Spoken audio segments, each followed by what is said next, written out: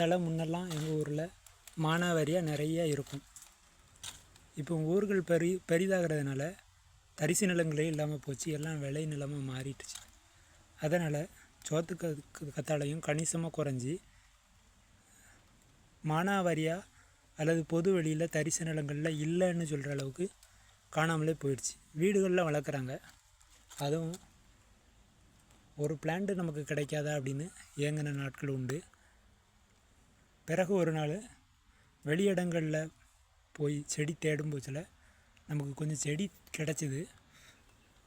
அந்த செடிகளை பாக்கெட்டில் வச்சு சேல் பண்ணியாச்சு. கொஞ்சம் செடிகளை நம்ம அலைச்சலுக்கான ஆதாயம் கிடச்சிருச்சு. இன்னும் சில செடிகள் சின்னதாக இருந்துச்சு, அது போட்டு வச்சுருந்தேன். அது தன்னாலே வளருது. இதை மண்ணில் பதிச்சும் வைக்கல, ஒன்றுமே செய்யலை. சும்மா போட்டு வச்சுருந்தது அப்படியே வாடாமல் வளர்ந்துக்கிட்டே இருக்குது.